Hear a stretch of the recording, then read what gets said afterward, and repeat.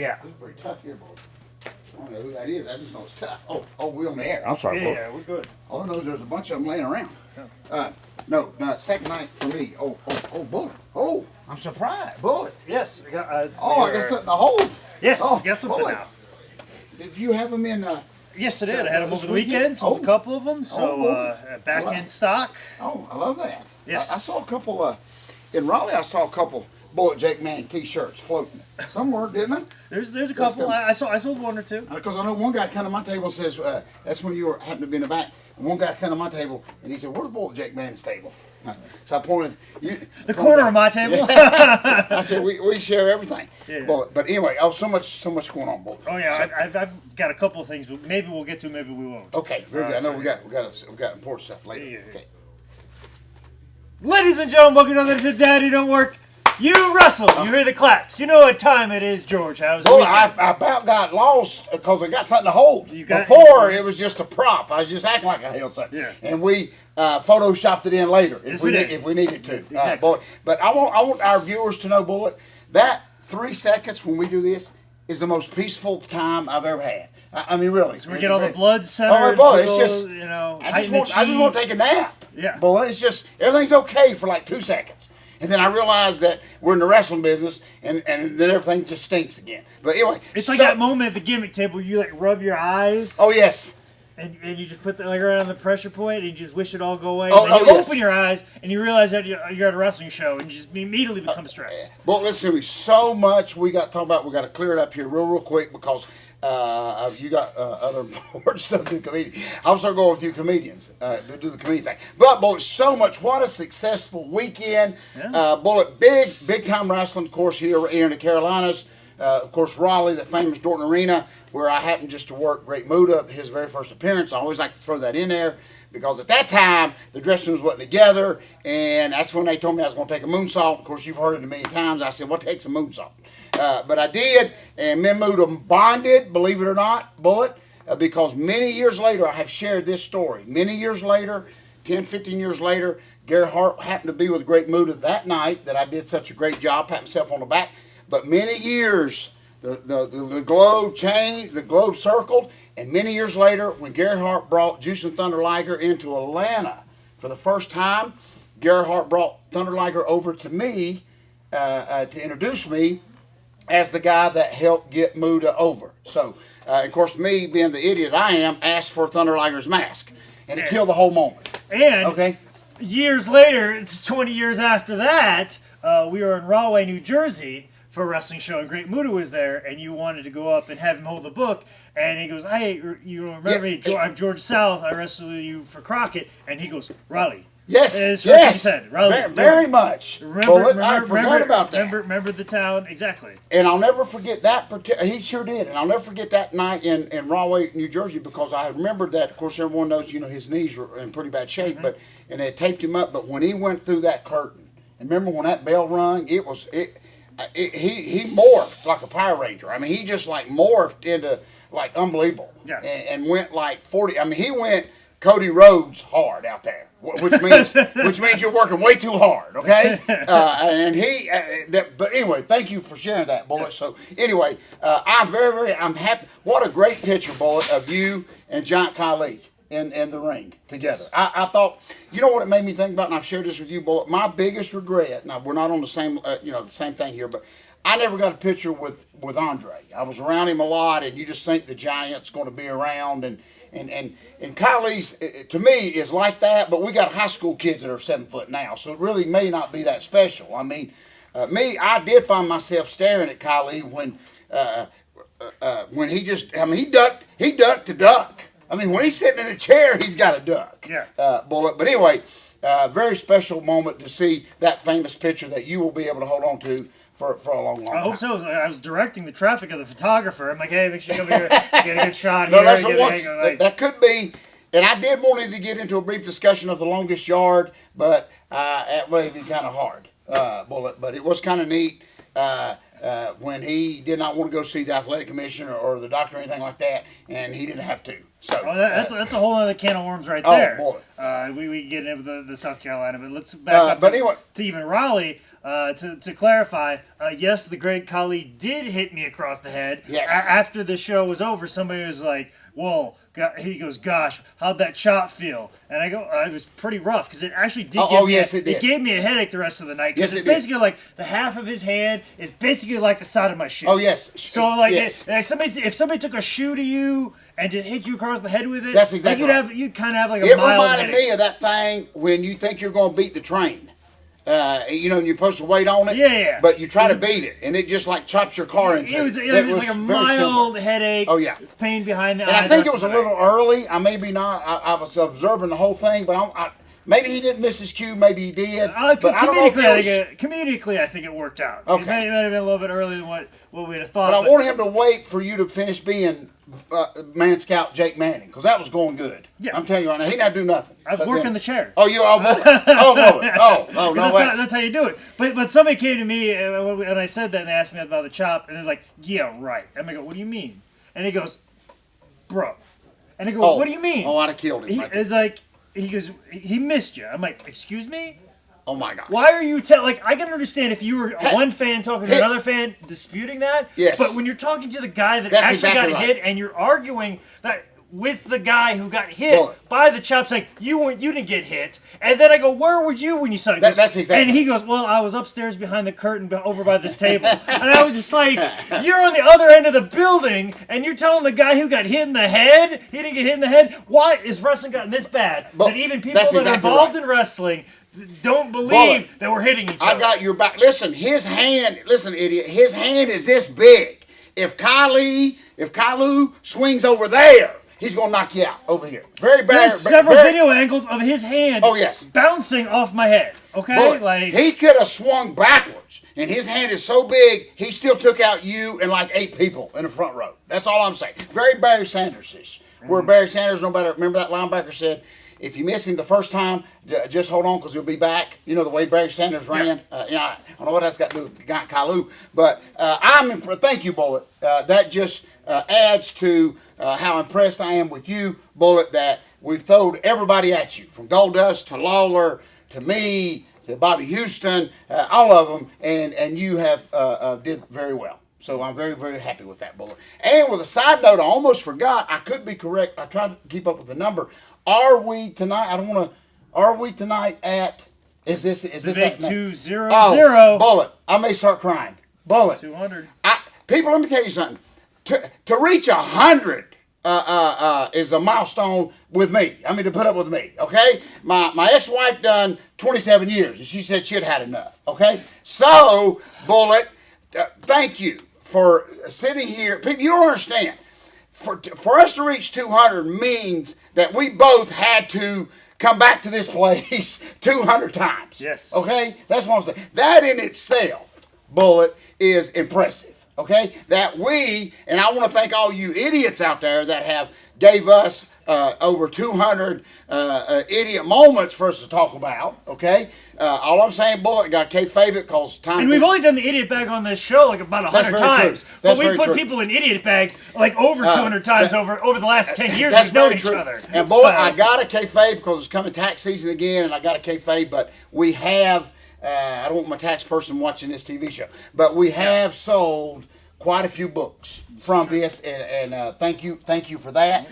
Bullet, remember, all I want to do, Bullet, Gunsmoke is the longest running television series of all time. And I know that's a great goal to reach, but all I want to do is like outlast The View.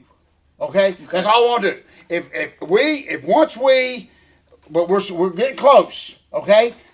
They've changed starting lineups a few times. We have not. I'm one. We've only done it once. We only changed it and it got stuck. Yes, that's it. I'm that guy that shows up for just a few weeks and I stay much longer than I'm supposed to. Bullet just passing through. Okay, you just came to get a little bit of like experience in the video editing. Been here 20 years. Bullet, but I said all that. Thank you, Bullet. I'm not one. I'm not shy about it. I'm not one. Hall & Oates did it. One of them broke up. That's why I find all these albums of these couples that started out so great. One of them got cocky. Either man or woman or 2 men, whatever. They got cocky. They broke off. My whole band, Creed, did it. They all break off, and they never reach that success. So I am very happy. You understand what I'm saying? I'm very happy to be the butter on your toast. I appreciate it. Okay? I'm happy to be your dry white toast. Oh, I love that. And we're going to ride it right off into the sunset. So, a lot of stuff going on. Thank you for 200 great, well, some of them have been great. Yeah, But, there's been a few stinkers in here. I've been a few stinkers. Hey, Ed, hey, yes, I'm not going to lie to it. We're very Madonna-ish because we do sometimes just go through the motions. I'm being honest with our public. But, okay? I know. I didn't realize that was what Madonna was known for. Yeah, sometimes very Milli Vanilli-ish. We do ad-lib here. Yeah. Sometimes. Yeah, a few of those thumbs downs that you've given us have been justified. Yeah, that's very true. Very true. I think I gave a few of them myself. Yeah. Bullet. But anyway, a lot of stuff going on, Bullet. I know you got a lot of stuff going on here tonight. I'm very, very excited again. I want to mention again, I know it's a few months away, but Bullet Jake Manning, the comedian, will actually be traveling to Florida. Mm-hmm. And I was sure to thank that lady today there at her comedy club. So. Yeah, and I must throw this story in just to kind of even make it more special because it's 200, because we're talking about the alchemy of this thing, and it just goes to show that close proximity of you for over 200 for 200 episodes has affected me in a very interesting way, and I kind of felt weird about it, but then I'm like, no, let me tell George about this. I gotta hear it. He's got to hear this. I'll keep this very anonymous and to protect the innocent, which means everybody else. I love that. Is that I've been emailing a comedy booker for quite some time and been receiving no reply. And I was doing it sporadically, but now that I heard no reply, I was doing it every week, emailing every week for bookings. And finally, I got the email today explaining to me I can just do that once a month, that what I'm doing is overkill. I feel like... that's me thanking Dusty every Monday morning for that one TV. That's very George South. If nothing else, I've picked that up from you and learned that from you.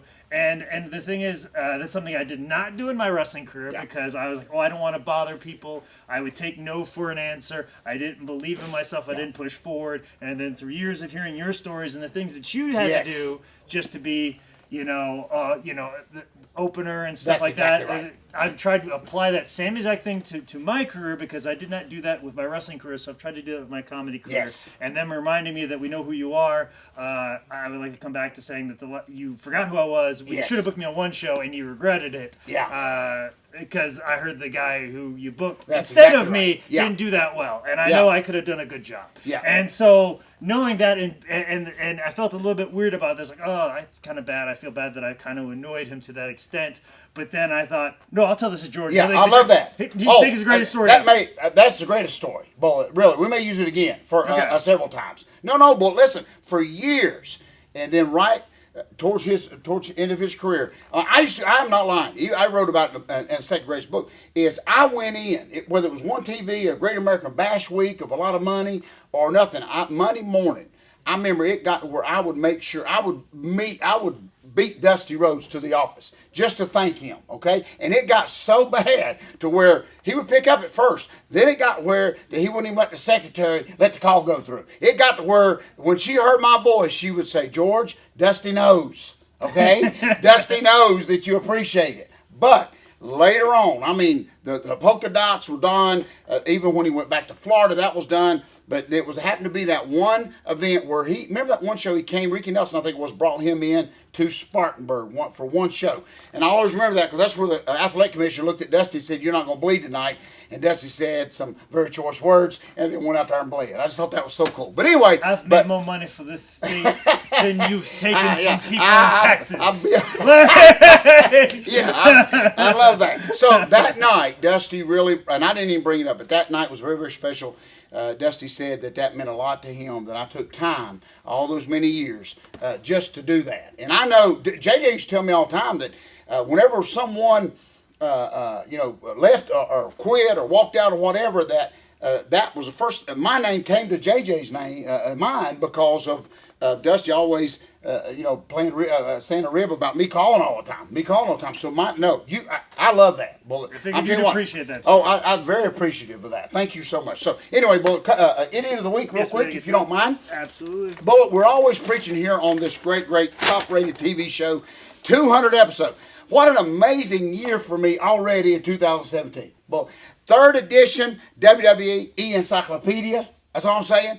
Picture. Okay, boy? Picture. Not words. Not picture. Now I ain't got a claim to be George Animal Steel. Okay? I'm in the WWE edition, third edition, and 200 episodes. But my career can only, it's just getting great. Okay? Yeah. Boy, so much going on, boy. So much has changed in the course of the wrestling world. So much going on. There's so many that I want to throw in the idiot bag from this week. And one, I'm just going to kind of mention it because it was wrong.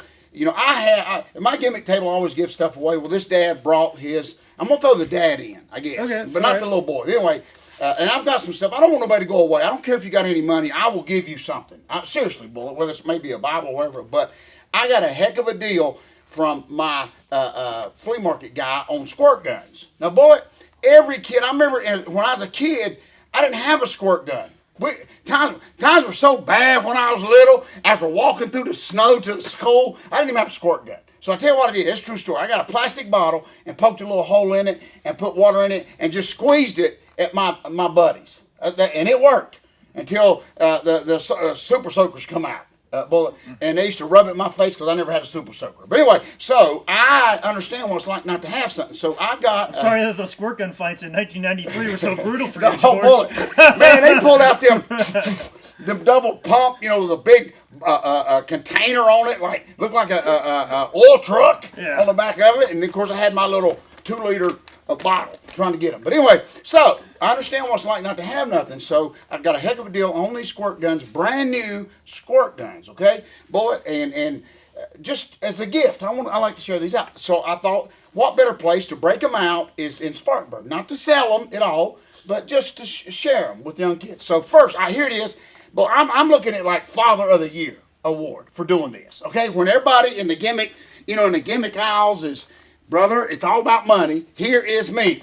Okay, not to bring attention to me, but I wanted to give something away. So Dad comes up, perfect contestant for this giveaway. A beautiful little boy, hair's all cut, slicked back, couple little freckles, couple little teeth missing. Just all American-ish kid. Okay? Mm-hmm. So he comes up, they look. Needs a gun in his hand. Oh yeah. But listen to me. So I have the gun. To complete the whole all-American package, he needs a gun in his hand. He had to have the gun, okay? He was missing. Doesn't need to learn how to use it or anything like that, or properly store it. Just a gun in his hand. He was missing the gun. That's what would have made this the picture to hang above your fireplace. Wait, so the American flag in the background. American flag, okay? With a bald eagle sitting right here, and a gun in the other hand. So, me, Bullet, before they could even ask to look at anything or even if they wanted to buy anything, I said, Dad, I want to give your little boy a gift. I said, I've got these great squirt guns, and before I can hand it to him, that little boy, as I'm sitting here beside you for 200 episodes, that little boy looked right at me, and he said, no. He said, I don't want your squirt gun.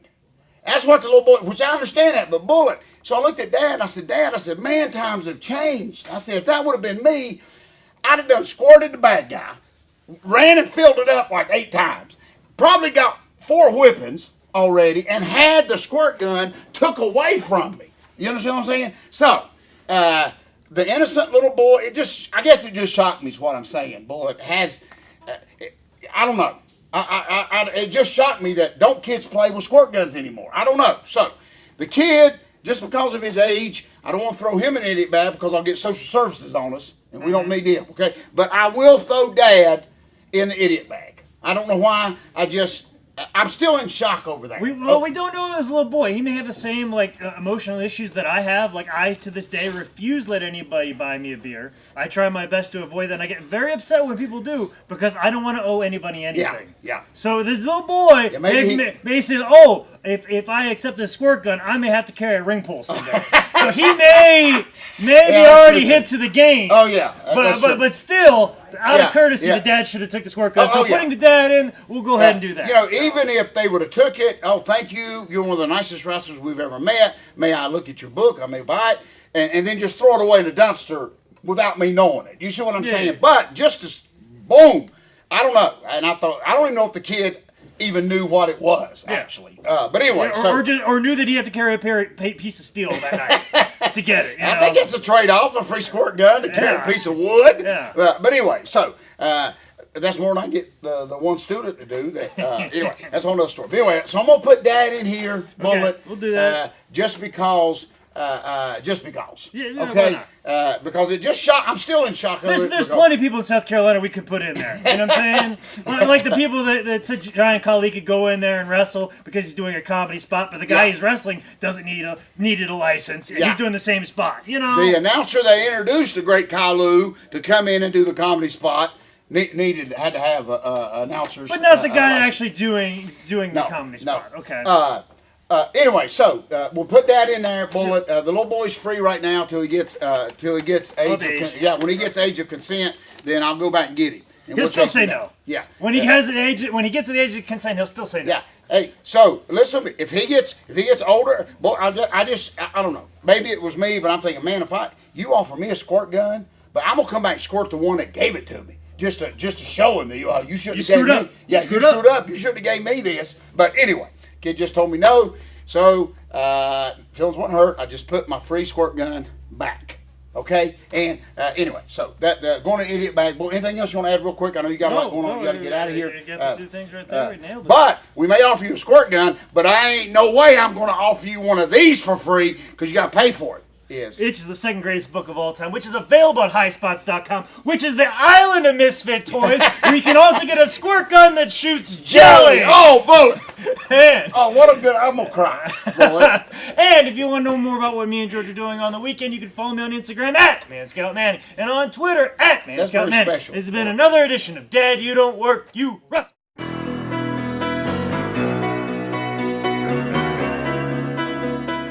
Good show. Boy, what a good way to end this thing. Okay? Very much. And it was Jill in the box, too, right? Yeah. Instead of Jack in the box, it was Jill, right? I think so, Jill in the box. Yeah. Yeah. Well, thank you. Or Steve. I don't know. It was Steve in the box. There was like 4 misfits.